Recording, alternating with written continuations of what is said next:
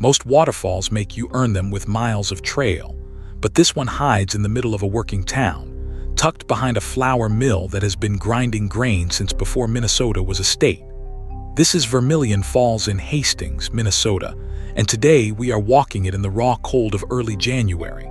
35 feet of river pour over a limestone ledge while rail cars load flour a stone's throw away. Downstream, a frozen gorge hides the burned bones of a mill built by a governor. This is a hike through 170 years of water, wheat, and stone, so lace up and come along.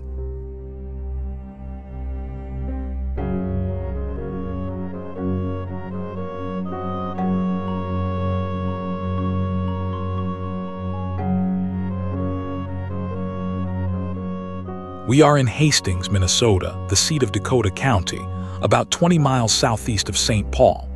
The town sits at a remarkable meeting of waters, where the Mississippi, the Vermillion, and the St. Croix rivers all come together. The Vermillion River flows through the southern part of town, and right here it plunges over the falls that gave this park its name. The date is January 6th, and the afternoon air is well below freezing.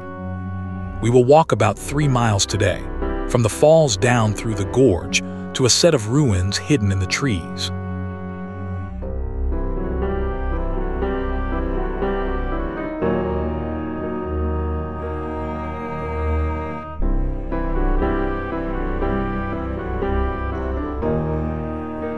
The trail begins in Vermillion Falls Park, a small city park squeezed between Highway 61 and the working mill complex. In summer, this is a picnic spot with green lawns, but in January it belongs to the walkers and the crows. The trees are stripped bare, and there is a dusting of snow catching in the brown grass. You can hear the falls before you see them, a low, steady rush that carries through the cold air. Even the industrial hum of the mill cannot drown out that sound.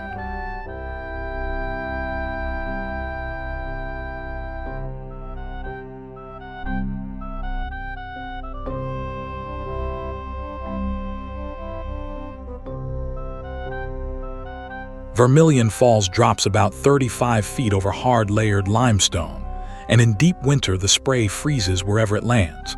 Curtains of ice build along the edges of the falls, thickening week by week into pale blue columns. The river itself refuses to freeze at the brink, because moving water sheds its heat slowly, so the center keeps pouring black and fast between the ice walls. Cold snaps sculpt the gorge into shapes that change daily.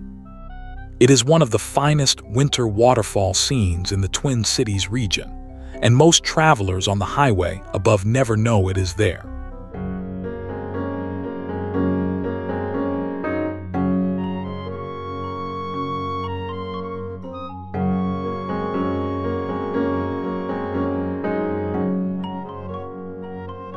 An observation deck hangs at the top of the gorge and gives you the whole scene at once. Below, the falls thunder into a rock bowl rimmed with ice. Directly across the water stands the mill, tall concrete elevators and older brick walls stacked against the river. This is the strange magic of this place, a genuine waterfall and a genuine factory sharing the same 50 yards of river. Very few towns anywhere let you watch both at the same time.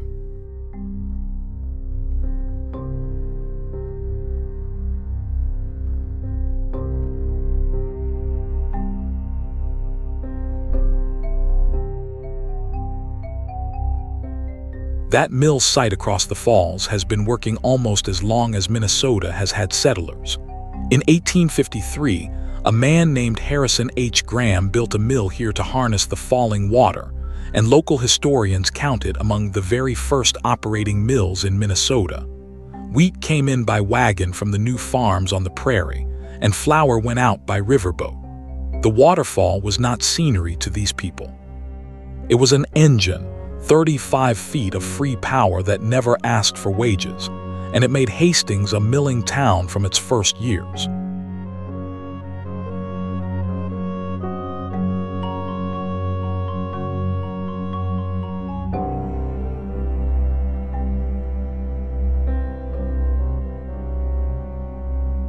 Walking the edge of the park, you pass right along the working side of the operation. Rail cars wait on a spur line that still runs from downtown Hastings up to the mill, hauling out flour the way trains have for generations. Steam drifts from the buildings in the cold. There is something honest about a historic site that never became a museum. The machines changed, the owners changed, but the work never stopped.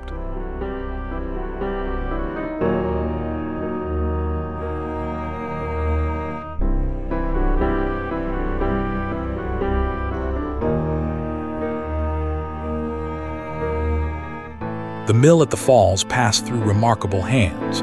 William G. Leduc, a Civil War quartermaster general who later served as United States Commissioner of Agriculture, owned it for a time, and then came Stephen Gardner, whose name stuck to the building for a century. Local histories credit this mill with early innovations that shaped American baking, including some of the first graham flour sold in Minnesota and pioneering roller milling methods. Gardner's crews refined the machinery that separated fine white patent flour from the coarser grades. Out of this little river town came ideas that fed the whole country.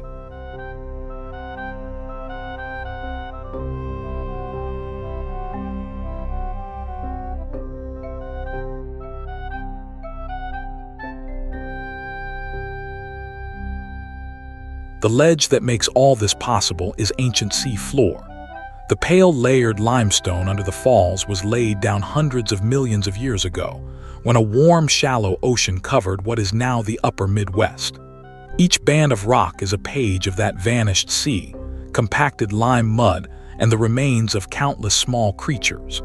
The Vermillion River found a weakness here and has been sawing into the layers ever since.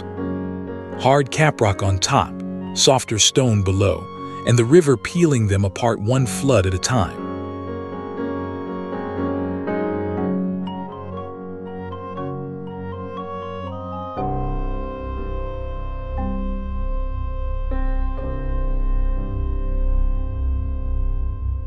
Below the falls, the river has carved a true gorge, a steep-walled limestone corridor that runs toward the Mississippi.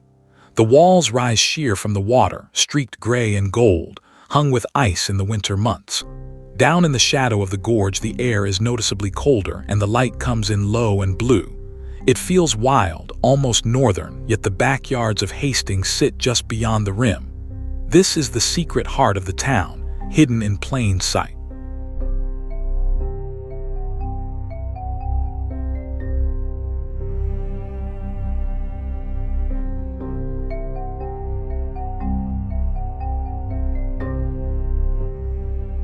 The trail leaves the mill behind and follows the gorge downstream through bare winter woods. Oaks and cottonwoods stand gray and silent, and every branch wears a thin line of snow. Through the trees you catch glimpses of the river working below, dark water threading between shelves of ice. The roar of the falls fades slowly behind us. Out here, the only sounds are boots on frozen ground and the river talking to itself.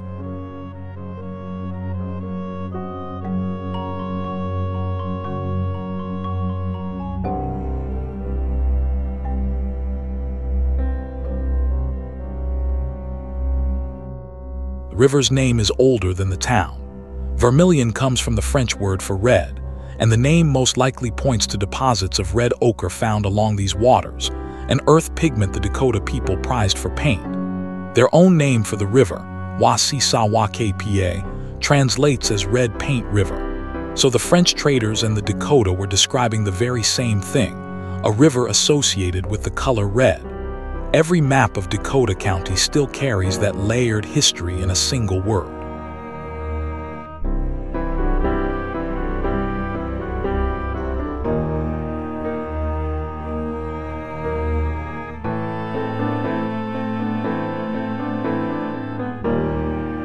Here the trail runs close under the rock, and you can study the gorge wall like a book. Icicles hang from every ledge, some thin as pencils, some thick as fence posts. Seeps of groundwater weep from cracks in the limestone and freeze into glassy sheets across the stone. In summer, these walls drip with ferns and moss. In January, they are armored in ice, and the whole gorge glitters when the low sun finds it.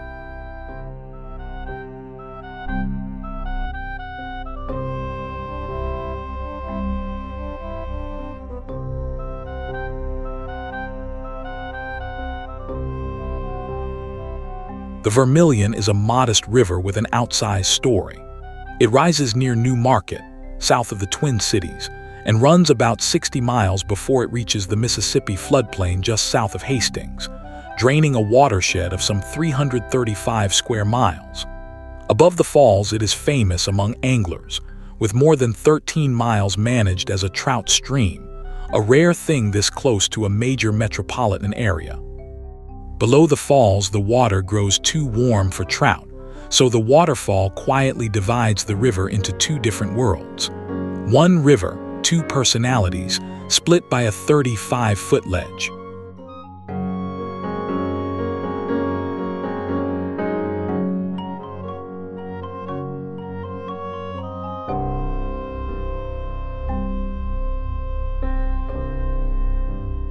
Downstream, the trail brings us toward something unexpected: tall, broken walls of rough stone standing in the winter woods above the river. They look almost medieval at first glance, like a ruined keep on a European hillside.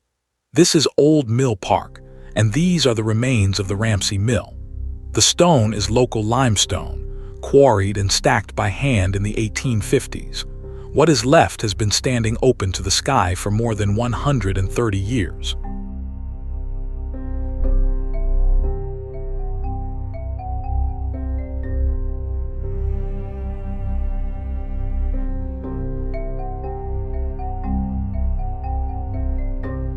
The Ramsey Mill was built in 1856 and 1857 by Alexander Ramsey and Dr. Thomas Foster. Ramsey was one of the most powerful men in early Minnesota, the first territorial governor, and later a state governor and United States senator. Here on the Vermillion, the partners raised a 4-story grist mill at a spot where the river gave them a head of 19 feet of falling water. A cooper shop turned out barrels beside it, and wagon loads of wheat rolled in from the prairie. Ramsey sold his interest in 1877, but the mill kept his famous name to the end.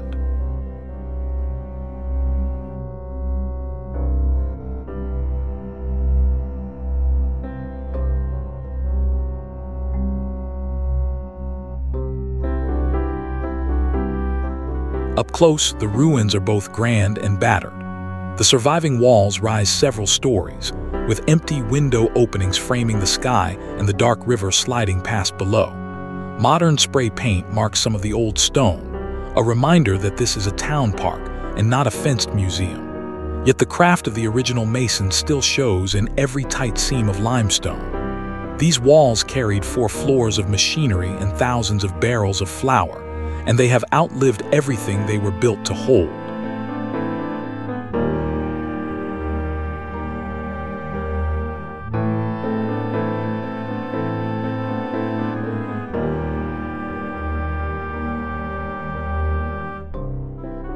The end came on December 22, 1894, 3 days before Christmas. That very year, the mill had hit its peak, grinding 125 barrels of flour a day, and then in a single night fire took the entire building. Some accounts suggest the blaze may have been arson, though no one was ever held to answer for it. The owners never rebuilt, and the stone shell was left to the weather. More than a century later, in 1998, the ruins and the park around them were added to the National Register of Historic Places.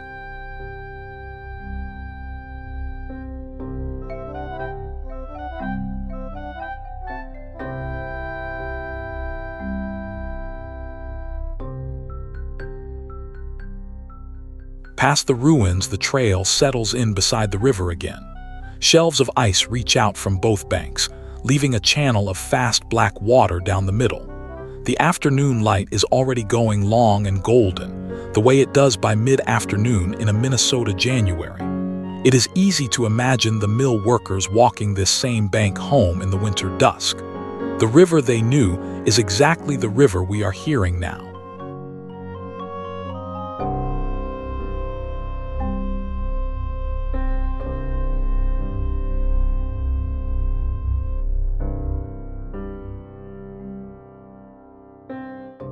Hastings itself was born in the great river town boom of the 1850s.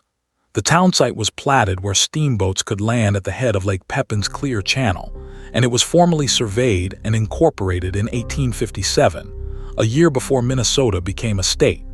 That same year, it was named the county seat of Dakota County. Steamboats crowded the levee, storefronts went up in brick and limestone, and speculators talked as if a great metropolis were rising here. For a few heady years, this stretch of the Mississippi felt like the center of the world.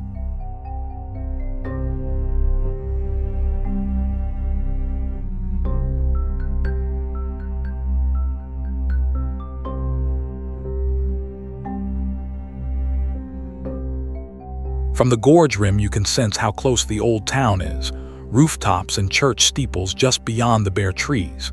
Hastings today is a city of about 22,000 people, but its bones are still the bones of that 1850s river town. Streets run down to where the steamboat levee used to be. The courthouse, the mills, and the railroad all grew from the same burst of ambition. Walking here, you are never more than a few minutes from something a century and a half old.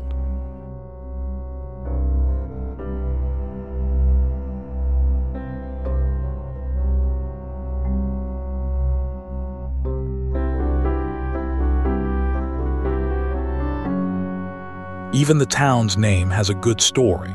Hastings honors Henry Hastings Sibley, the fur trader who became the first elected governor of the state of Minnesota. When the founders needed a name, several of them dropped suggestions into a bucket, and the slip that came out read Hastings. Sibley's middle name thus went on the map by pure luck of the draw. It may be the only county seat in America named by lottery from a bucket.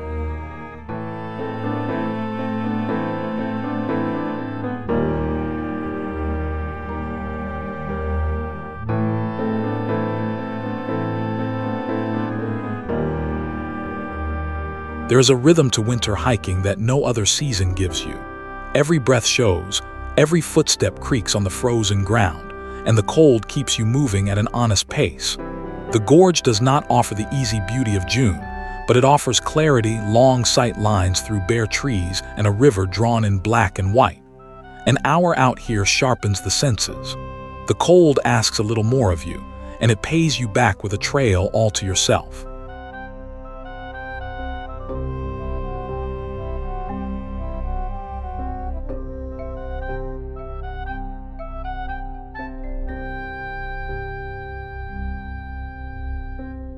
Just upriver from Hastings lies the ghost of one of Minnesota's wildest dreams.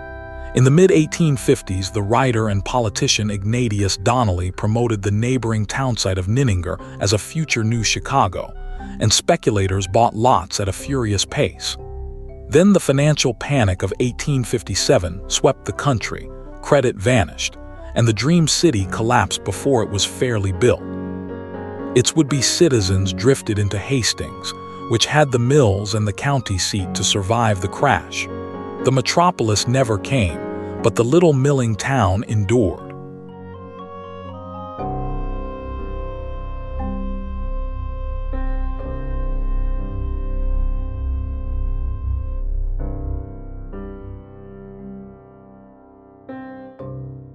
Mills like Gardner's and Ramsey's were the leading edge of an economy that transformed the region. Through the late 1800s, wheat was Minnesota's great cash crop, and rivers like the Vermillion turned that harvest into flour and fortunes. In time, the giant mills of Minneapolis at St. Anthony Falls came to dominate, making that city the flour milling capital of the world. But towns like Hastings did it first, on falls like this one, with millstones hauled up the Mississippi by steamboat. When you look at the falls, you are looking at the starting line of an industry that fed nations.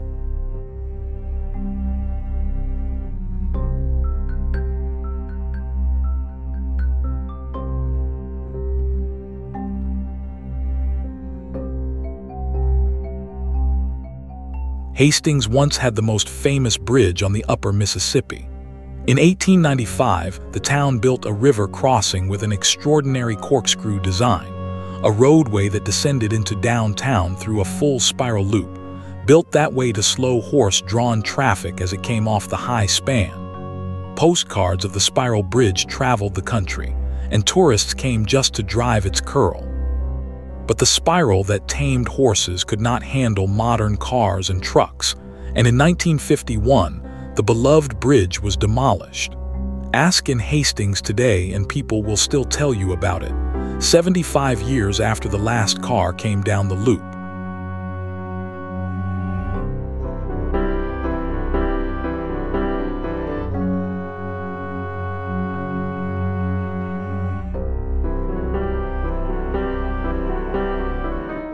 We turn back upstream as the light drops toward evening.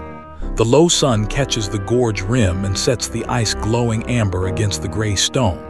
January days are short here, with sunset coming not long after 4:30, so an afternoon hike always ends in this kind of light. The temperature is falling fast now. The river keeps its steady voice, utterly indifferent to the cold.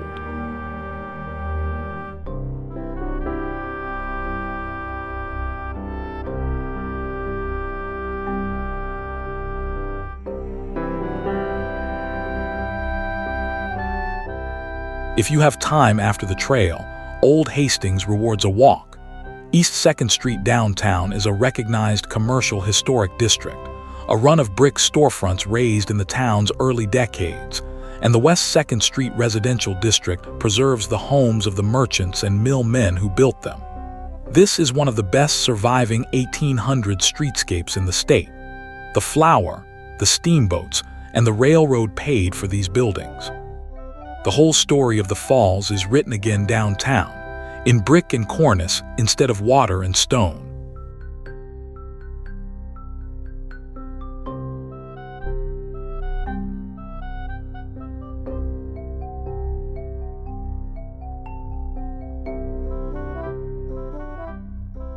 The mill towers rise back into view as we close the loop toward the falls. From this angle, the whole system reads at a glance: river, ledge, mill, rail line, town, each one the reason for the next. 2.9 miles of walking has carried us through the entire industrial biography of a river. The cold is properly bitter now, the kind that hurries your steps, but the sound of the falls pulls us back for one more look.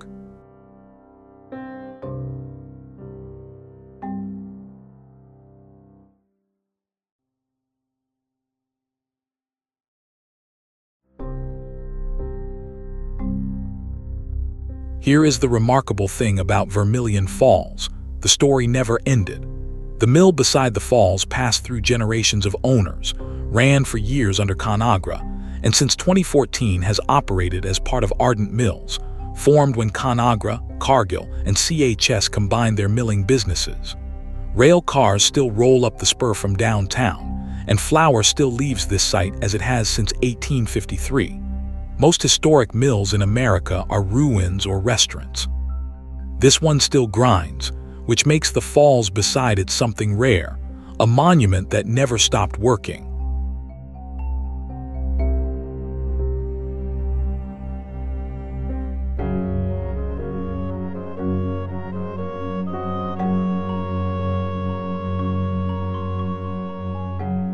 Come in June and you will share this park with picnics and wedding photos. Come in January and the gorge is yours alone, dressed in ice and utterly quiet between the pulses of the falls. Winter strips the scene down to its essentials: black water, white ice, gray stone, and the long history layered beneath all three. It asks only warm boots and a little courage at the trailhead. Some places are at their truest in the cold, and this is one of them.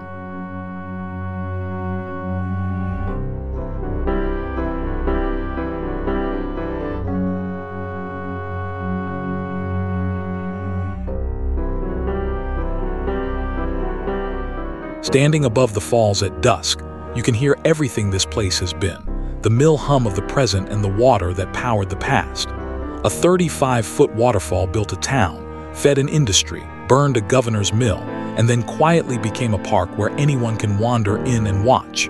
If your travels bring you down the Mississippi Valley south of St. Paul, give Hastings an afternoon and give the gorge your boots. It is proof that wonder does not require wilderness. Thank you for watching. Follow for more of the trails of the world.